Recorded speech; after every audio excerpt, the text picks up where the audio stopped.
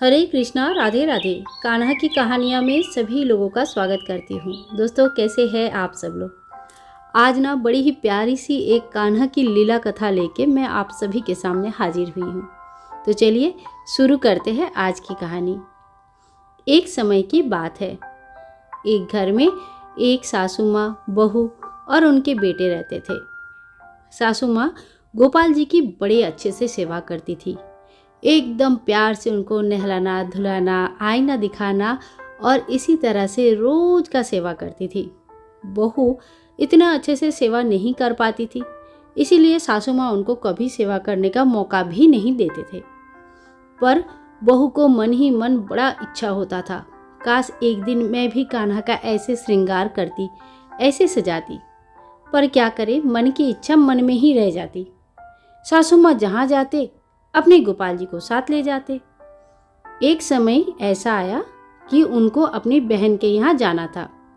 वहाँ पे किसी की डेथ हो गई थी, तो वहाँ पे कान्हा जी को लेके जाना संभव नहीं था। तो इस बार फिर उन्होंने अपनी बहू को बुलाया और कहा, बहू क्या तू मेरे कान्हा का सेवा कर लेगी। बहू ने बोला, मैया क्यों नहीं कर लेंगे, हम तो जरूर कर लेंगे, मुझे तो बड़ा मन करता है। सासू माँ सुन के बड़ा खुश हो गए और कहने लगी, तो देख मैं तुझे बताती हूँ क्या क्या करना है, कैसे करनी है, और उस हिसाब से तूने सेवा करनी है। जितने दिन मैं नहीं रहूँगी ना, उतने दिन तू सेवा कर लेना अपना कान्हा जी का, और फिर मैं आऊँगी तो मैं जैसे सेवा करती थी वैसा सेवा करूँगी। बहू बोला, ठीक है मैया, बता दो कैसे सेवा करनी है। बोला, सुबेरे उठ के सबसे पहले कान्हा को माखन मिश्री का भोग लगा देना, फिर थोड़े देर बाद उनको स्नान करवाना, बढ़िया श्रृंगार करना, और फिर उनको आईना दिखाना, और देखना तेरे सेवा से जब ठाकुर जी खुश होंगे ना, तो वो मंद मंद मुस्कुराएंगे। उनकी मुस्कुराहट देख के पता चल जाता है कि तेरी सेवा उन्होंने लिया कि नहीं लिया। और इसी तरह से थोड़ा सा भोग लगाना बाद में, फिर दोपहर का, फिर शाम को दूध देना, फिर रात को सुला देना।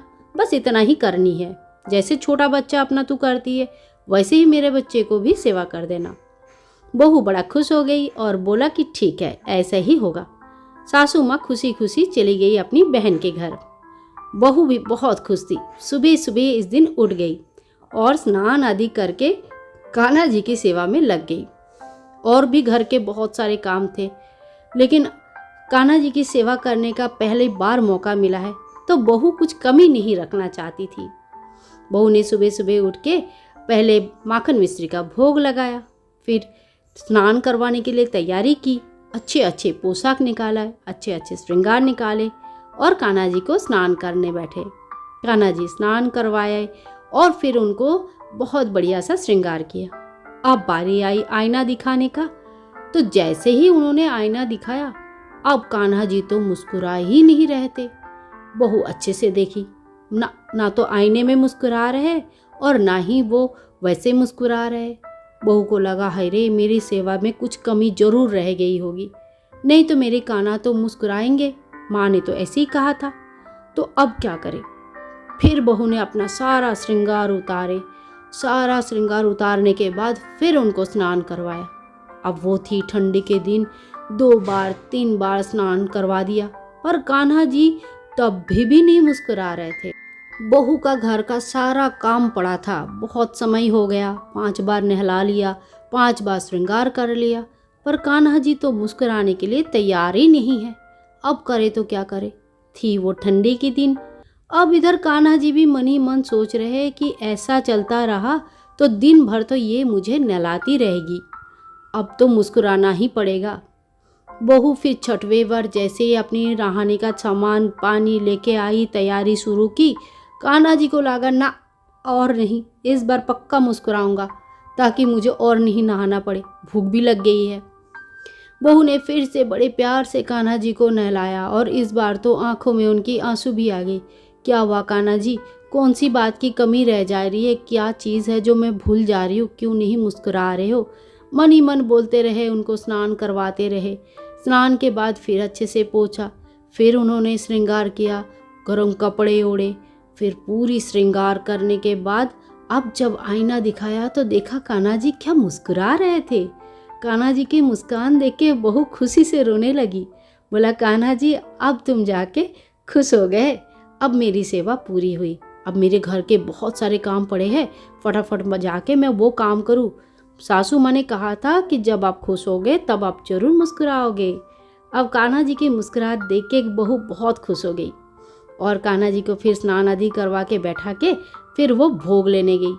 बहुत सारा फल काट के लेके आई, मिठाई की भोग लगाया। बोला कान्हा जी आराम से खाओ, तब तक मैं घर की बाकी काम खत्म कर लेती हूँ। ऐसा करते करते बहू सेवा करती रही। अब तो कान्हा जी भी हर रोज़ जैसे ही एक बार स्नान होता है, आईना देख के मुस्कुराना भूलते नहीं है, तुरंत मुस्कुराते हैं। कान्हा जी को पता है जिस दिन भी नहीं मुस्कुराओ ना, इस ठंडे में 2-3 बार 4 बार तो नहला देंगे ये। इस चक्कर में वो भी मुस्कुराते हैं। अब बहू को भी आदत हो गई है कि वो जैसे ही आईना दिखाए कान्हा जी मुस्कुराएंगे। ऐसे करते करते थोड़े दिन बीत गए और सासू माँ का घर वापस आने का समय आ गया। सासू माँ घर वापस आए तो देखा कान्हा जी बड़े खुश है। सासू माँ ने खुश होके बोले बहू तू तो बड़ी अच्छी सेवा की होगी, हमारी लल्ला तो बहुत खुश लग रहा है देखने में। तो बहू ने बोला हाँ माँ पता है पहले दिन ऐसे ऐसे हुआ था, 5-6 बार नहलाना पड़ा। सासू माँ तो डर के मारे एकदम बोला इतनी ठंड में तूने इतनी बार नहला दिया, मेरी कान्हा को ठंड लग गया होगा, ऐसे कोई सेवा करते हैं क्या। अब बहू फिर से डर गई, बोला ये तो मेरे से फिर गलती हो गई इसका मतलब। फिर सासू माँ ने बोला चल अब से मैं सेवा करूं। सासू माँ बैठ गई, स्नान आदि करवाया, आईना दिखाया, पर ठाकुर जी मुस्कुराए नहीं। बहू को बुलाया, बोला तू तो कह रही थी कान्हा जी मुस्कुराते हैं, अब तो नहीं मुस्कुरा रहे।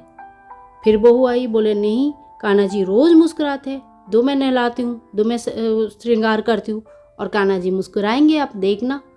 फिर बहू ने स्नान करवाया, बहू ने श्रृंगार करवाया और फिर जैसे ही आईना दिखाया कान्हा जी बड़े प्यार से मुस्कुरा रहे थे। सासू माँ भी देखते रह गए और बोले कि इतने सालों का मेरा सेवा मैंने किया है, इतने सालों से मैं अपना कान्हा को अपना बेटा मान के उसका सेवा किया है, पर तूने जो सेवा किया है ना कान्हा साक्षात आ गए हैं। अब से कान्हा जी का स्नान और श्रृंगार का सेवा जो है मैं तुझे देती हूँ। अब से कान्हा जी को स्नान और श्रृंगार तू ही करवाएगी। कान्हा जी को भी जैसे ऐसा लग रहा था कि बहू के हाथ से भी स्नान श्रृंगार करके बड़ा खुश होते थे, आईना देख के मुस्कुराते थे।